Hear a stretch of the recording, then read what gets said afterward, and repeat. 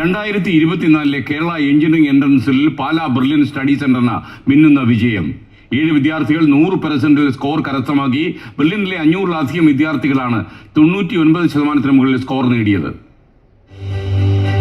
Entrance പരീക്ഷകളിലെ തിളക്കമാർന്ന നേട്ടം ആവർത്തിക്കുകയാണ് Pala brilliant study centre. KEAM 2024 score പ്രസിദ്ധീകരിച്ചപ്പോൾ മലപ്പുറം സ്വദേശി ഹാഫിസ് റഹ്മാൻ 100% സ്കോർ സ്വന്തമാക്കി.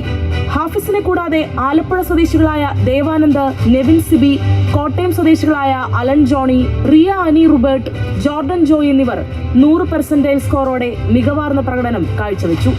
തൃശൂർ സ്വദേശിയായ ശ്രേയ റോസ് ബിജു ഫാർമസി വിഭാഗത്തിൽ 100% സ്കോർ കരസ്ഥമാക്കി. ബ്രില്യന്റിലെ 500-ലധികം വിദ്യാർത്ഥികൾ 99% മുകളിൽ സ്കോർ നേടി.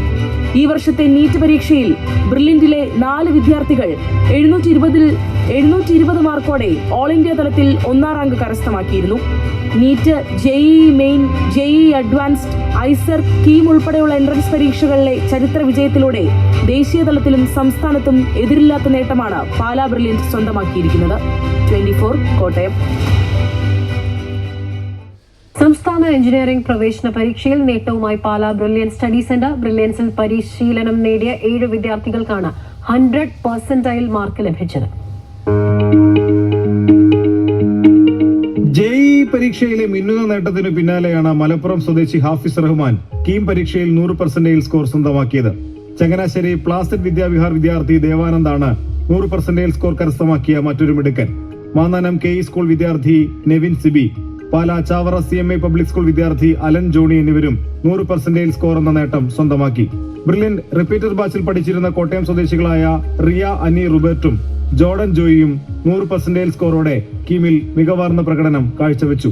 കണ്ണൂർ സ്വദേശിയായ ശ്രേയ റോസ് ബിജുവിനാണ് ഫാർമസി വിഭാഗത്തിൽ 100% സ്കോർ. ഇവരെ കൂടാതെ ബ്രില്യന്റിൽ പരിശീലനം നേടിയ 500-ലധികം വിദ്യാർത്ഥികൾക്ക് 99% മുകളിൽ സ്കോർ നേടാനും കഴിഞ്ഞു. ഏഷ്യാനെറ്റ് ന്യൂസ്, കൊച്ചി. എൻട്രൻസ് സംബന്ധമായ വാർത്തകളും അപ്ഡേഷനുകളും ഏറ്റവും വേഗം ആധികാരികമായി അറിയാൻ brilliant study centre Pala YouTube channel subscribe ചെയ്യുക. ബെൽ ഐക്കൺ അമർത്തുക. ഈ വീഡിയോ മറ്റു സുഹൃത്തുക്കളിലേക്കും ഷെയർ ചെയ്ത് നൽകുക.